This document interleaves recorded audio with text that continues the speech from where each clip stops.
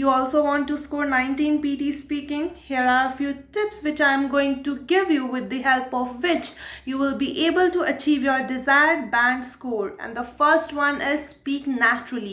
You have to speak naturally. बिल्कुल natural तरीके से आपको बोलना है. किसी भी accent को copy करने की ज़रूरत नहीं है. Normally आप जैसे बात करते हैं वैसे ही उसी accent का use कीजिए.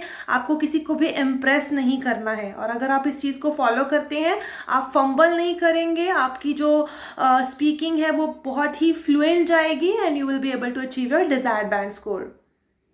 Second thing you have to take care of is content fluency and pronunciation in read aloud. Yes, जैसे फ्लुएंसी और प्रोनाउंसिएशन बहुत ज़्यादा इंपॉर्टेंट होते हैं, वैसे ही कंटेंट भी बहुत ज़्यादा इंपॉर्टेंट होता है रीड अलाउड के अंदर.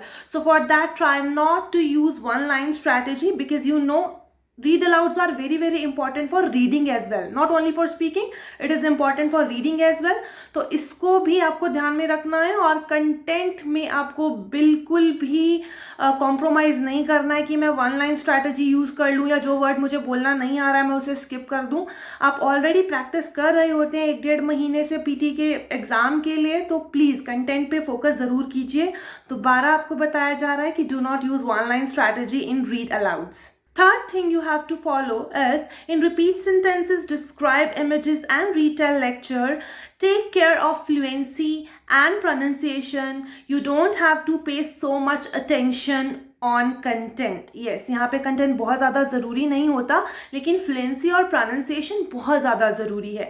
इस चीज़ का हमें बहुत अच्छे से ध्यान रखना है. और फ्लुएंसी का मतलब ये नहीं है कि आप बहुत स्पीड में बोल रहे हैं या बहुत स्लो बोल रहे हैं. जो आपकी नॉर्मल पेस है आप उसी को लेकर अपनी स्पीकिंग दीजिए. फ्लुएंसी का मतलब ये होता है कि आप फ्लुएंट रहें, बीच में बिल्कुल भी अड़े नहीं. स्पीड नहीं होता है उसका मतलब. अगर आप बहुत ज़्यादा तेज़ बोलेंगे तो इट माइट बी पॉसिबल कि आपकी कुछ रिकॉर्डिंग ही ना हो, सॉफ्टवेयर उसे उठा ही ना पाए, and you will not be able to achieve your desired band score.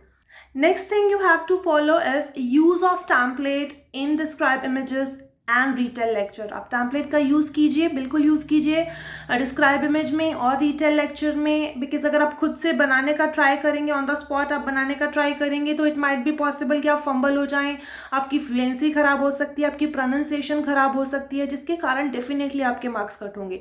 So please take care of these things. और last thing, answer short questions. Answer short questions are not that much important part of PTE exam. आप अपने exam से 10 दिन पहले इनकी practice शुरू कर सकते हैं. 30 to 40 क्वेश्चंस आप डेली बेसिस पे कीजिए, it is more than enough. और अगर आप इन चीज़ों को फॉलो करते हैं, I assure you that you will definitely achieve 90 in PTE speaking. For latest updates, stay tuned. You can follow our Instagram account, that is Sonal PT Zone and Insignia Overseas, and you can also subscribe our YouTube channel, that is Insignia Overseas. Thank you.